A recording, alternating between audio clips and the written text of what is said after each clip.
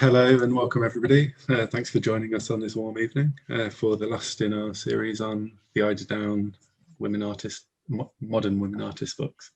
I'll hand over to Harriet in just a second. I just need to do a little bit of housekeeping. I'm Simon from Five Leaves. We've been doing this series in partnership with Eiderdown Books and Harriet and the Arts Council. We've got Sandra interpreting for us tonight. During the presentation, if you need to see her a bit clearer, there is a little tab in the middle of the screen you can drag to the left, and that should make you be able to see her and Alicia a bit clearer. If you've got questions throughout the event, feel free to put them in the Q&A box along the bottom. They might get lost in the chat if you put them in there, but I'll try and point them in the right direction if you do. Otherwise, I think that's all I've got, other than another thank you, just because it's been such a good series. And I'll hand over to Harriet and Alicia. Thank you. Thanks. Thank you very much, Simon. Okay, good evening. And as Simon says, welcome to the fifth and the final night school talk, which is the last in a series of online events which have taken place throughout Women's History Month in partnership with Eiderdown Books and Five Leaves Bookshop.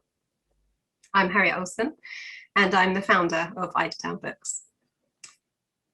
This evening, I am really excited because we're going to be hearing about the next book, number 7 in the Modern Women Artists series, which officially publishes this Friday.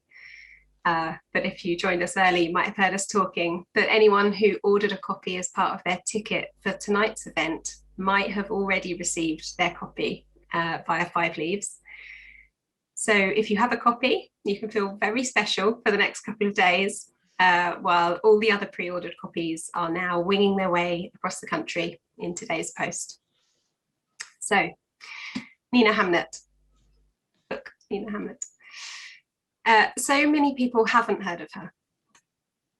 If they have, then they maybe know her from a fairly well-known painting of her by the artist and critic Roger Fry, which is in the Leeds University Art Collection.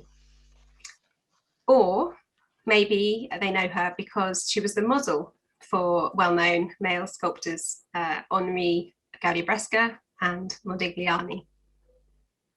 Or you might have heard her being called the Queen of Bohemia, and stories about her frequenting pubs in Soho in London in the 1950s. Prior to publishing this book, I think I'd even read more references to her knowledge of sea shanties than I had about her work as an artist. But as an artist, she was a student of William Nicholson. She attended the London School of Art. She taught a life class at the Westminster School of Art. She illustrated books.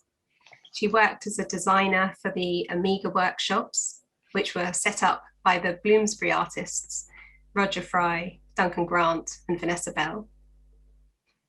She exhibited her work widely in London and in Paris, the Royal Academy, the Leicester Galleries, and the Redfern Gallery among them. And the Grand Master of modern British art, Walter Sickert, was among those who acknowledged her work as good and important. So much so, in 1918, he let her use his studio while he took a trip to Bath, before writing to her and inviting her to visit the city herself, buying one of her works so that she could afford the train fare. So in her time, she was a really successful, critically acclaimed artist. And yet, who has heard of her now? And of those who have, who knows her for the brilliant artist that she was, rather than the stories which have circulated about her bohemian lifestyle and early death?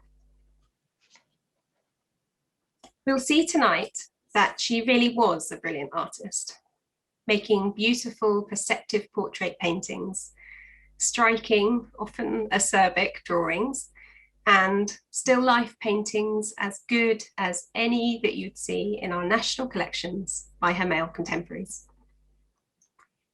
So I'm delighted that we have this book about her joining the series on modern women artists. It's the very first book to celebrate and foreground her as an artist. And I'm even more delighted that Alicia Foster is the author for this book. I met Alicia when she curated the first ever museum show of another artist whose work has been disregarded after her death, Jessica Dismore, at Pallant House Gallery in 2019. Alicia also wrote the first complete survey of women artists in the Tate collections in 2004, and she wrote the monograph on Gwen John. Her novel War Paint was published by Penguin Fig Tree in 2013. She's a regular contributor to Art UK and is currently working on her second novel. Alicia's research on Nina Hamnet has led to her involvement with the forthcoming exhibition at Charleston, the East Sussex home of Bloomsbury artists Vanessa Bell and Duncan Grant. Alicia is associate curator for the exhibition, and it's the first to celebrate Hamnet's work in 65 years.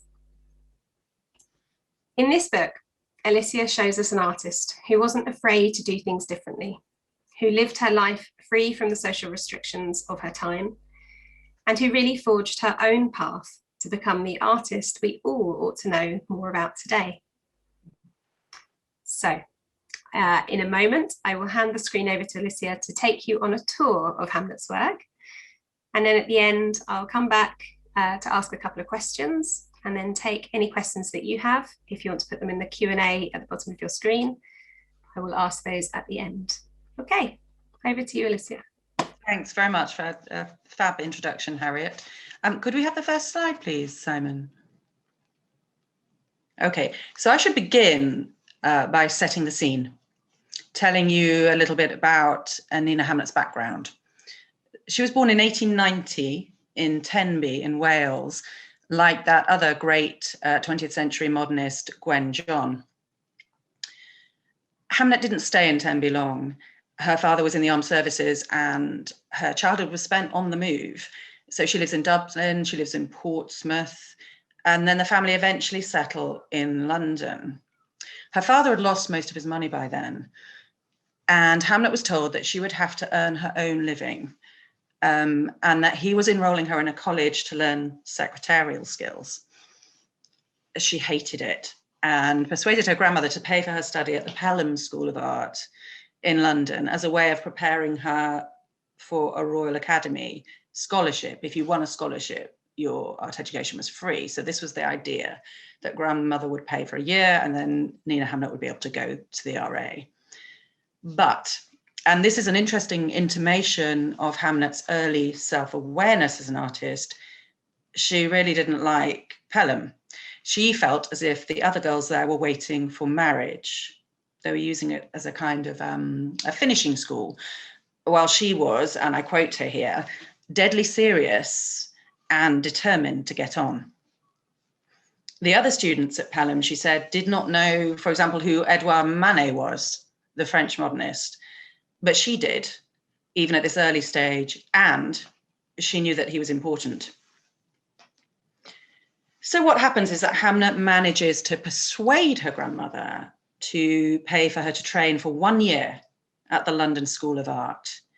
And there, at last, she found herself in the right place.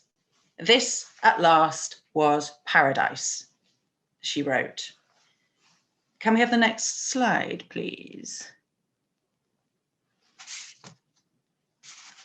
So I think what particularly came out of the London School of Art for Hamnet, what shaped her work most, was studying with the artist William Nicholson, who was a tutor there and who was just beginning to focus on still life in his own work. Under Nicholson's influence, Hamnet began to paint still life, and there are points of similarity in their work. Like him, Hamnet makes modest, small-scale paintings. And this is a painting from around 1913, we think. She makes these paintings from simple orchestrations of colour and objects. Unlike Nicholson's still lifes, though, Hamnet's are plain and subdued in colour. They don't have the kind of gorgeous lustre of Nicholson's paintings. Hamnet's paintings are emphatic, they're direct, they're almost severe. Can we have the next slide? Above all, I think Hamnet made her still life in response to the age she lived in. If you think of still life in European painting at this time, and just before this, on the one hand, you've got Cézanne's apples, Matisse's flowers and oranges. On the other hand, you've got Picasso's grey and brown collages and the cubism based on still life that he and Braque are painting.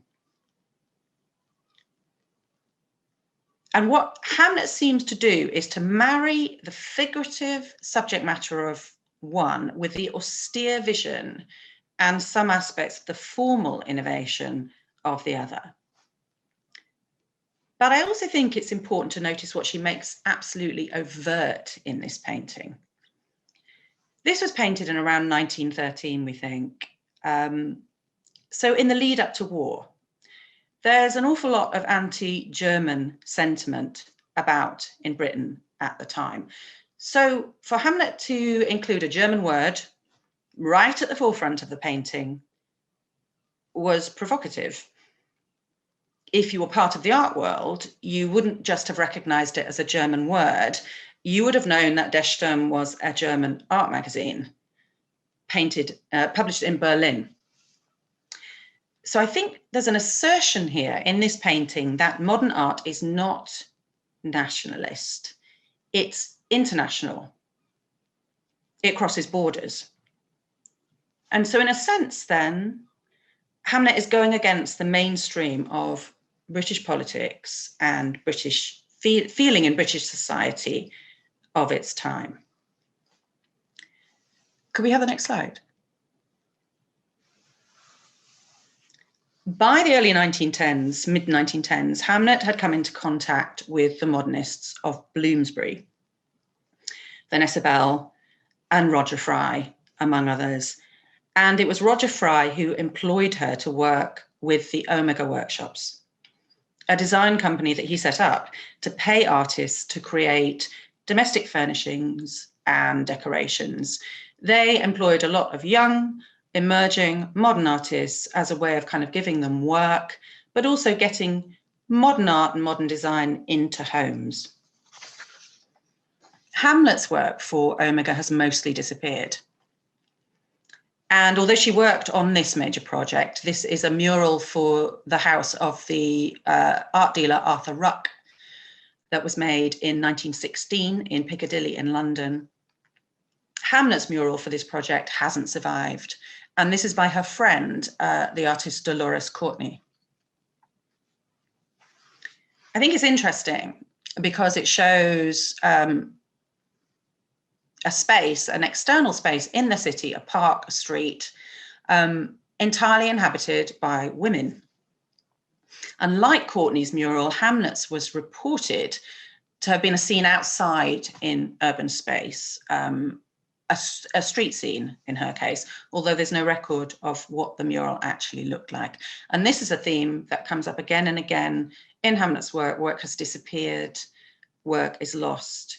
The early self-portrait I showed you, we only know what it looks like from a reproduction in an art magazine of the time. So in the murals for the Ruck House, both Hamnet and Dolores Courtney are bringing urban life, bringing the city scene into the exterior, into the domestic, in a much more imposing, immersive way than a painting in a frame. In a sense, they're turning space inside out. Could we have the next slide? Hamnet also painted Dolores Courtney. They've been friends since they met at the London School of Art. And I think this is one of her finest portraits of women. It's now in the Ferrens Gallery in Hull. She shows Courtney in an environment that's so pared back, it is almost reduced to geometric planes. There are no decorative flourishes, There are no distractions. Her hand is resting on a portfolio on her lap, which emphasizes Courtney's creativity. Although Hamnet's work with Omega means that she's often been associated with the Bloomsbury artists, her work is distinct from theirs, I think. She never had their interest in domestic life and its pleasures. And this is an interest that was central to their work. They made paintings of interiors, and also they famously decorated interiors to live in. Probably the example people know most now is Charleston in Sussex, that was decorated by Bloomsbury artists and was the home of Vanessa Bell and Duncan Grant. While, as we've seen, Hamnet might have painted domestic objects in her still life, domesticity was something she never wanted for herself. And she never represented herself in those terms herself. Can we have the next slide? Thank you. This painting is probably the painting that everyone knows when everyone thinks of when they think of Nina Hamnet. And this is her portrait by Roger Fry, painted in 1917, that Harriet mentioned, that's now in Leeds. And it shows Hamnet on display, full length, as an attractive part of a comfortable domestic interior. She's wearing an Omega Workshops dress. There's one of their cushions on an embroidered chair. It's a wonderful portrait, but it's poles apart from how she painted herself and how, as we'll see later, she wrote about herself. Hamnet never had a settled home like Fry or other Bloomsbury artists, women like Vanessa Bell, who had a long marriage, who had children, who took her husband's surname. Hamnet was only married briefly once during the war, and even that relationship, short as it was lived out in bedsits and lived out in rented rooms. She was, I think, a true pioneer as a woman artist in the sense that she attempted to live wholly independently, which, if you weren't privately wealthy, and she was not, was a very risky thing to do for a woman at that time. But also, I think, maybe accounts for this startling singularity of vision that characterizes her work. Can we have the next slide? For example, this drawing of the critic and artist Roger Fry, made in around 1918, is like no other image of him. Some biographical detail is interesting here. They had an affair during the time that she was working at Omega. Their affair was fraught. He wrote her poems, really awful poems. He was obviously very much in love with her. She slept with other people, to his chagrin. But they also painted and drew side by side sometimes, and they modeled for each other. There are two ways of reading this drawing, I think, the biographical and personal, and in the context of the war. This is made in 1918. If you think about it biographically, you could say that this is a drawing of a man in despair during a painful love affair. If you think about it in the context of the war, you could say there's a wider kind of resonance here, which is about masculinity in despair, stripped bare, literally and metaphorically stripped bare. And that Hamnet was particularly interested in representing men in these terms is shown by the fact that she drew Henri Gaudier-Brzeska, her friend, in exactly the same pose at the same time. And Brzeska made a sculpture of her. She's interesting in that while other modernist women would pose naked and paint themselves naked, Gwen John being an example, Paula Modersohn-Becker being another, Emily Sharmy being another. Hamnet had this reciprocal relationship with the male artists she knew, and they would each draw each other naked. And that's very unusual for this time. So could we have the next slide? I think what's interesting, particularly about Hamnet's portrait of men, is that men can be vulnerable in Hamnet's portraits. She painted the split between the face they present to the world and the struggles, the conflicted natures that can lie underneath. So in this portrait of her friend, the sculptor Osip Zadkin, we've got Zadkin at the front, looking very serene, looking self-possessed. Behind him is one of his portrait heads, which might be a self-portrait, which is all kind of angles and anguish. At the same time that around the time that Hamnet was making this picture, Freud's theories of subjectivity as split were being translated into English, and Hamnet's circle knew of Freud's work. So the Woolfs, Virginia and Leonard Woolf, their Hogarth Press, agreed to publish the full, complete works of Freud. And so these new ideas of human subjectivity are in circulation. And I think this is what this portrait is drawing on. When Hamnet was interviewed about her work by the art critic Louise Gordon-Stables in 1924, and this is a very rare thing for those times, a woman art writer writing about a woman artist, and Gordon-Stables writes this piece for Artwork magazine. Hamnet told Gordon-Stables that she wanted, and this is a quote, to paint psychological portraits that shall accurately represent the spirit of the age.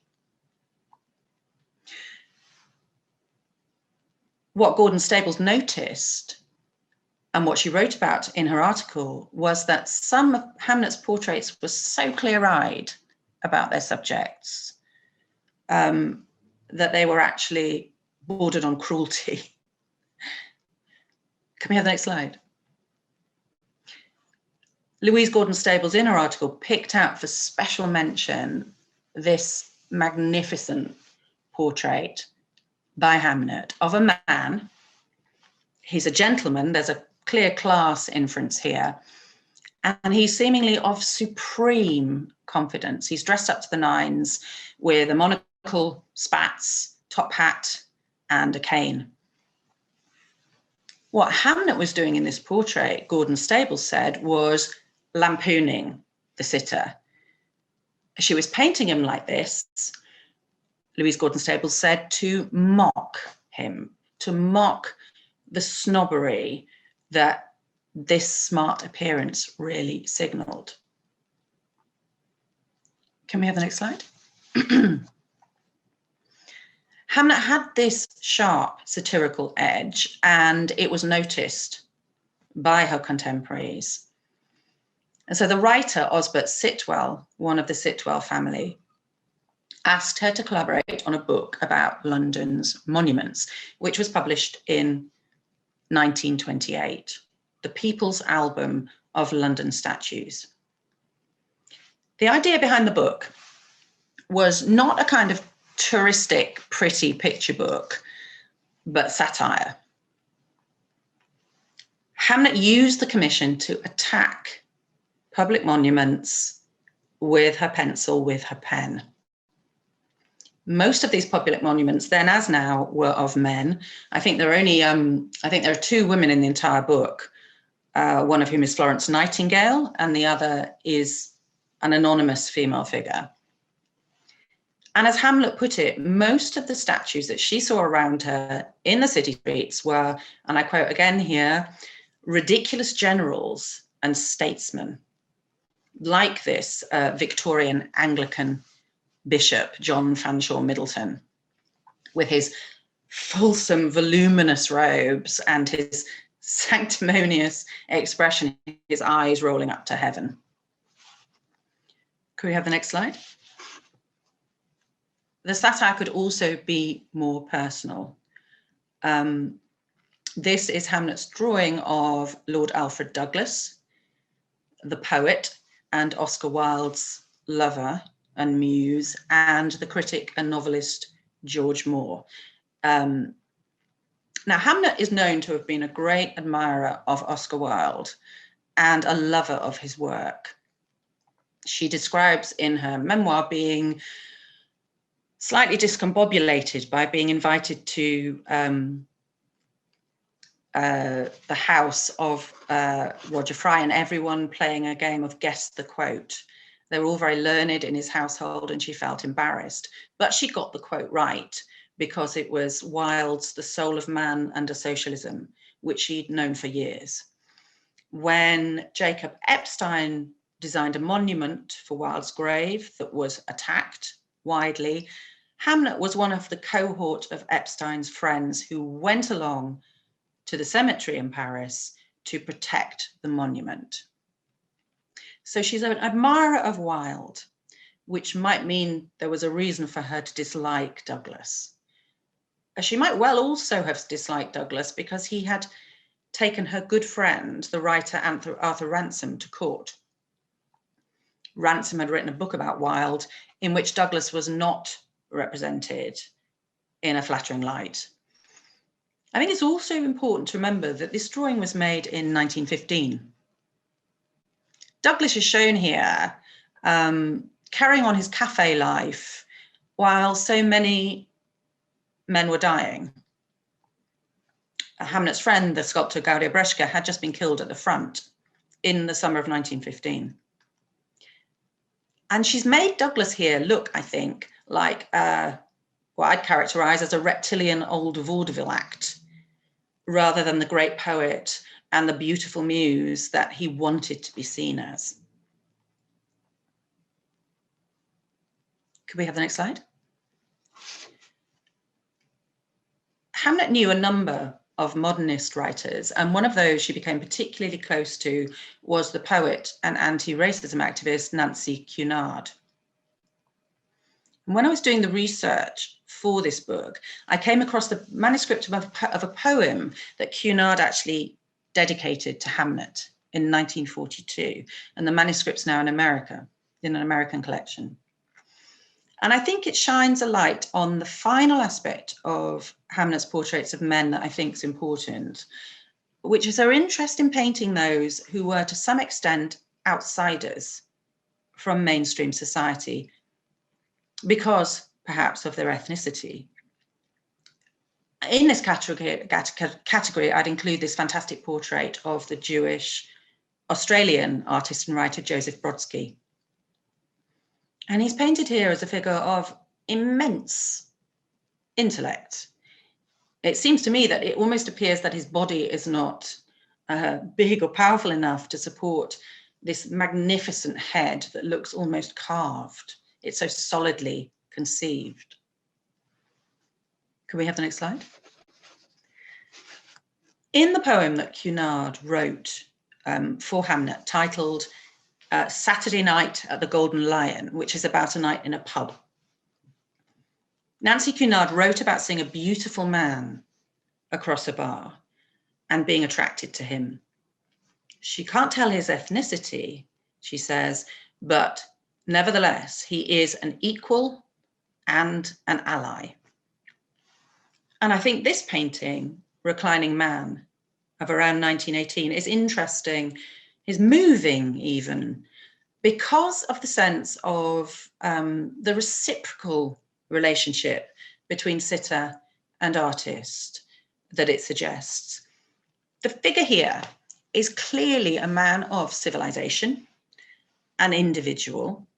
He's not a symbol of ideas about nature or the primitive, as he might have appeared in so much other modernist work of the same period. Could we have the next slide? When it came to portraying women too, Hamnet's paintings are nuanced, they are insightful, they're surprising. Her self-portraits, such as this one, which was published in the modernist magazine Coterie in 1920, are never, ever concerned with flattering herself, with turning herself into something attractive, something decorative, as she was in Fry's painting of her. And I think they are all the more memorable and communicative because of that. Could we have the next slide? But desire could be there too when Hamnet looked at other women. In this drawing, which is an illustration for a novel that Hamnet illustrated called The Silent Queen, which is unexpectedly about a noiselessly flushing lavatory. This group of women include one, the lady in the hat at the edge of the table, who seems to have a direct exchange in her eye with the artist, with the viewer. Hamnet described in her memoirs being amazed by the attractiveness of certain women. She described chasing a woman with, as she put it, the most beautiful legs down the street. She had affairs with women. She wasn't bound by convention.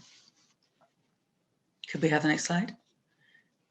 And when it came to painting portraits of women, she was interested also in subverting expectations. A really stunning example, I think, is this painting of Constance Stewart Richardson, which is one of my favorites among Hamnet's paintings. Stewart Richardson was a dancer, a modern dancer. She was a follower of Isadora Duncan, who took dance out of the theatre and would dance barefoot, wouldn't wear robes, wouldn't wear tutus and corseted costumes, would wear Grecian robes. And Constance Stewart Richardson was a follower of her dance. She also wrote about modern dance. And by the time that Hamnet paints her, and this is painted in 1917, Constance Stewart Richardson's performances had caused a major scandal. For a lady of her background to dance scantily dressed on the stage for money was just not done. And she was ostracized from court as a result. Now, Hamnet wrote about this painting. She became friends with Stewart Richardson, and Hamnet wrote that she knew that viewers would, because of Stewart Richardson's reputation, that they'd be expecting a salacious image of this notorious woman. And Hamnet purposefully set out to undermine that expectation. Her Constance Stewart Richardson is serious. She's full of gravitas. She's melancholy, even. When Hamnet went to see the painting, hanging in an exhibition, she went with the sitter. She went with Constance. And they saw that there were visitors who were clearly unhappy at not being given what they expected in a portrait of such a scandalous sitter. Hamnet wrote, "They all flocked to my portrait, expecting to see an almost nude woman. They were bitterly disappointed, and Constance and I laughed." Can we have the next? And there are two of Hamnet's portraits, I think, that particularly subvert expectations of the sitter when it comes to gender. And this wonderful portrait of the ballet dancer, Rupert Doone, who danced with the Ballet Russe and who was the partner of the painter Robert Medley, Hamnet emphasizes his delicacy, the fine bones of his face, his sloping shoulders. And I think there's even might be a hint that he's wearing makeup in the difference in color between the skin of his neck and his face, and the very clearly defined and very bright red pink of his lips. We have the next slide. And it's been suggested that this painting, which is known as Portrait of a Woman, could actually be of a male sitter. Hamnet described painting A portrait of a man with long hair in a composition like this with her books behind him.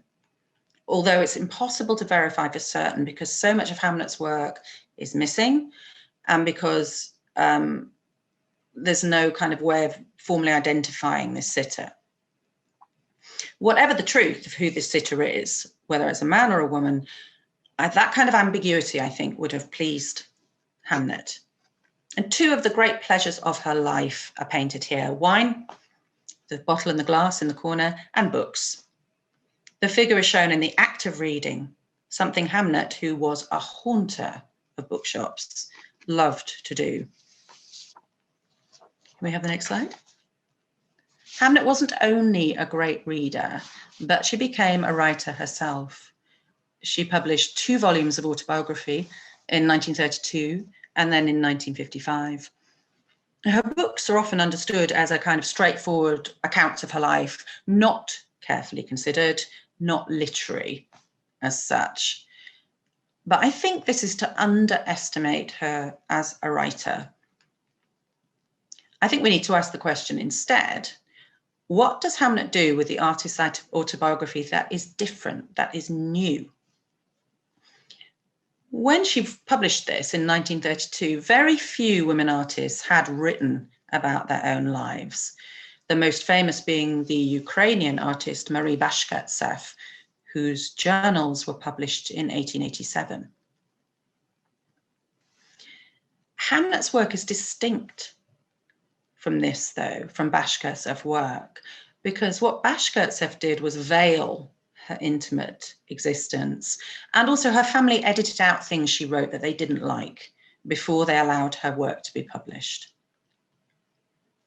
Can we have the next slide? In Hamnet's writing, she told the story of a woman artist's life that was full of work and also full of sexual and personal freedom. And this was absolutely pioneering. And this is a wonderful photo of her that she actually included in that first volume in 1932. To put it in context, what Hamnet did that was different, that was important with her writing. The year before she published Laughing Torso in 1932, Virginia Woolf gave a very famous speech in which she talked about those adventures of her professional life as a writer that she thought she had not solved yet. One of which she said, telling the truth about my experiences as a body. Hamnet, in her writing, around the same time, was trying to solve exactly that problem. This is a description of losing her virginity. And remember, this is a woman who is brought up and born in the Victorian period. Gives you a sense of her tone in the writing and her attitude to her experience. Having read many books, I thought it was now time to consider the problem of sex. I decided that the next man I liked, I would hand myself over to. I met a beautiful creature. He had long green eyes and hands like the angel in the National Gallery by Filippo Lippi. One night I arranged to see him at 10:30. He said, "Will you take your clothes off?" So I did. Throughout her life, Hamnet moved between lovers according to her desire, and apart from her marriage, never considered herself bound to anyone. Work was the one constant. This kind of freedom, I think, is much easier to enact if you have money. What did Virginia Woolf say? A woman should have a room of her own and 500 a year of her own to be able to write. It's easier if you have money, and it's easier if you pay lip service to convention. For example, Vanessa Bell, who married Clive Bell, remained married to him all her life, took his name. Hamnet never lived by the rules. The risks she took were much greater. And I think her work has this direct incisiveness as a result.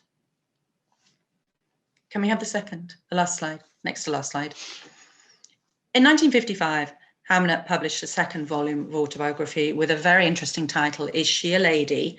And the subtitle, which is printed on the inside, which you can't see, is A Problem in Autobiography. By this period, she'd fallen on hard times. She was often living hand to mouth, and she was suffering from alcoholism. There was often a sense when she was interviewed or photographed that she was some kind of relic of the bohemian excesses of the 1910s and the 20s, a relic of the past. Her work was sidelined, seen as less important than that version of her story. I think Hamnet was probably fully aware of what was going on with this, but was ill and poor, and she didn't have the ability to protect herself. The title of her final book, I think, shows that she was concerned with a particular problem. A problem in autobiography, she wrote. I think it was the realization that it was not possible during her lifetime, and she dies in 1956, a year after this is published. It wasn't possible during her lifetime to be a woman and to be completely sexually and personally free without a backlash. To live without shame and not be somewhat feared and despised for it, for your reputation as an artist not to suffer because of it. I think that's the problem she's referring to in her autobiography. And if you remember, there are very different rules for men at that time. So, for example, Augustus John is famous and well regarded and critically acclaimed, even though he has a series of mistresses and children by different mothers. Pablo Picasso in France moves from woman to woman, has children here and there. There's no critical effect on the way their work is perceived. I wonder whether that's still the case today. And I think it's one of the many reasons Hamlet's life and work seem so vital. And finally, the last photo. I wanted to end with this picture because I love it. It shows Hamnet in her studio, composed, confident, proud. There's a still life on the wall behind her, and in shadow behind her head, there's a portrait, and these are two art forms that she's made her own. She's proud of an achievement in this picture, I think, that at long last, we're going to be able to enjoy a mere 65 years after her death, as Harriet said. Thank you.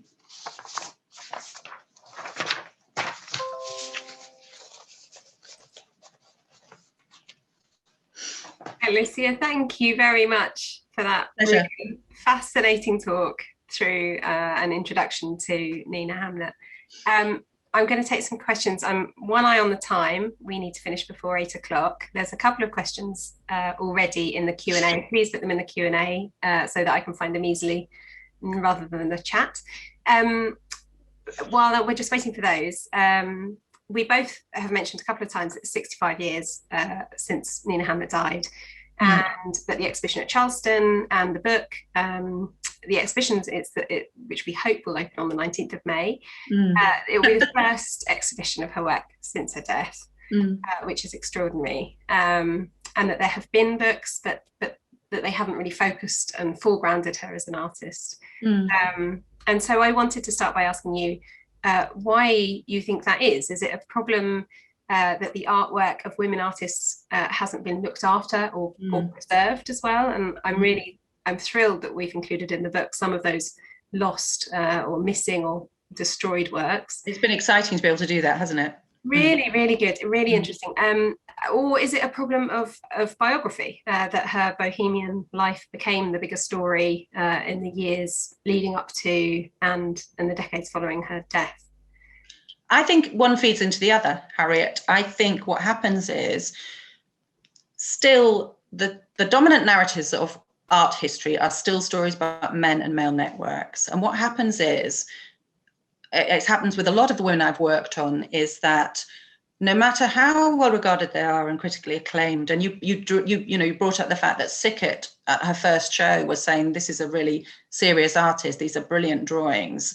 Okay, so it doesn't matter what the reputation is in the life, during the lifetime. What happens after death is the stories are written to make women marginal figures. Okay, so the stories are always related to the men that the women knew, not the women's work. Now, you have a problem also with Hamnet in that a particular version of her story, it comes to the fore, and it's this story of Hamnet, the Queen of Bohemia. But I think it's really important to say, to actually go back to what she wrote. She never actually uses the term for herself. She never describes herself as a bohemian. She clearly is at odds with the term. When she describes when somebody comes into, I think a couple of tourists come in and say, can you take me to Bohemia? Can you take me to meet these people? And Hamnet says, no, I'm not taking you. No. So she doesn't use that term herself. It's a kind of misinterpretation of what her freedom was about. And that story dominates, and it takes over from the work. And that happens a lot, I think, with women artists. Absolutely. Yeah, it's interesting how her story has become bigger than her art. And I think we're trying to do with this, aren't we? We're trying to sort of shift that focus back. Yeah, and then what happens as a result of that? The story takes over, the art gets marginalised, so the work kind of disappears critically. There aren't museum shows. I mean, I want to say a big thank you to private collectors here, because actually so much of Hamnet's work is in private collections. And it was the same when I curated the Dismal show. These works often aren't in public collections because they weren't seen as important.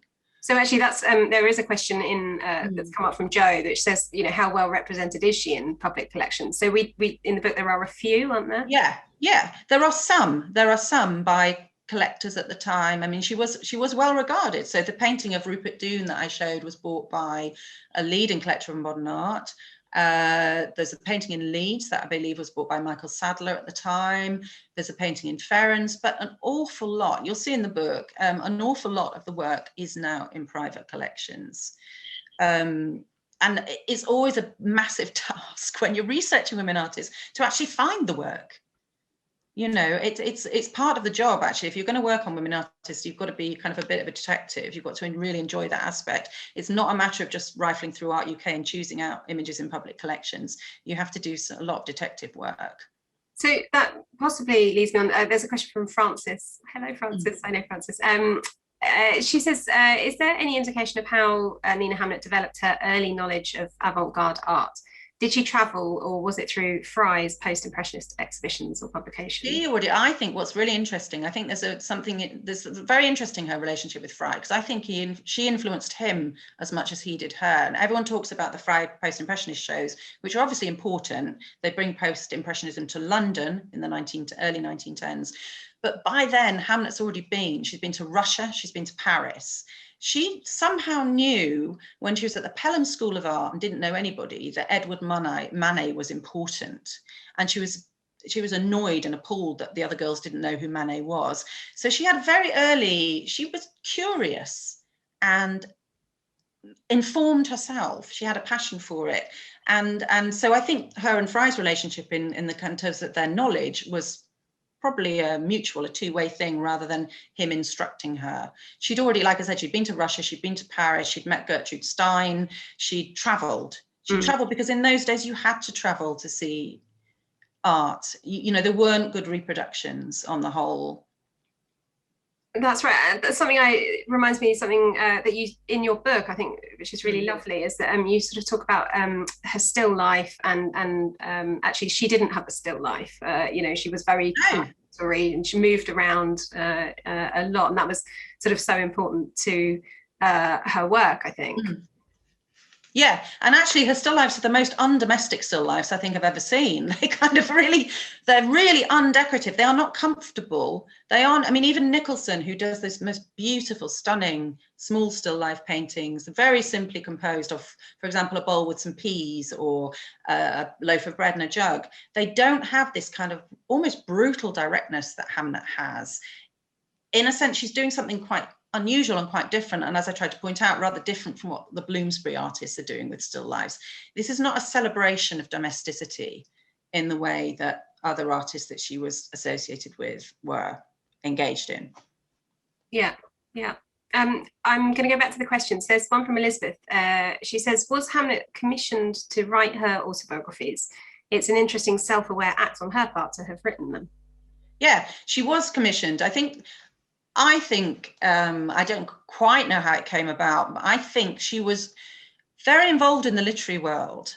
So she's by 1920, when that picture, the self-portrait, the drawing, is reproduced in Coterie, she's on the board of Coterie, which is a literary and art magazine. She's an absolutely voracious reader. She's, as I said, she's a bookshop haunter.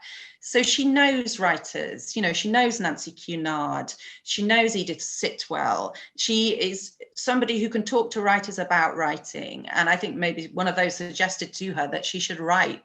She had this life that was at the center of the avant-garde. She should write about it. What she did with it then, though, is what's so fascinating. She wrote in a way that is kind of unprecedented about a woman's life at that time, and relates, I think, to people like Gertrude Stein and those who she'd met in Paris and whose work she knew. That kind of modernist, impressionistic, almost like they leave you breathless. She moves from experience to experience, from cafe to street to studio to gallery, and it kind of takes you on this. It's like a insane. You feel like you need to take a breath when you're reading them. And I think her work as a writer is actually rather underrated.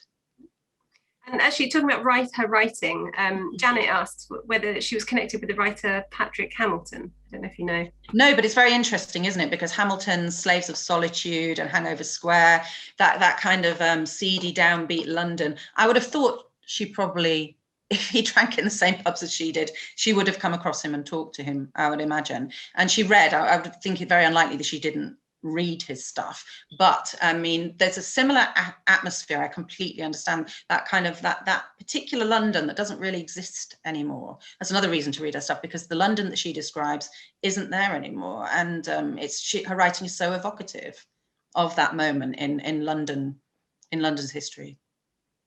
Yeah. We had the first question that came in was from David Herbert, which was asking about the cover portrait on the book, and whether we know who it is. And he said initially he thought it might be Dolores Courtney, but now doubts it. And like you touched on that in your talk about, you know, actually maybe even it could be a man. We don't know who it is. There has been the suggestion quite recently that it's actually a painting of a man, because she describes in Laughing Torso, Hamnet describes painting a man with long hair and a very interesting face in front of a wall of her own books. But the problem with that, is it's unverifiable. There's no way.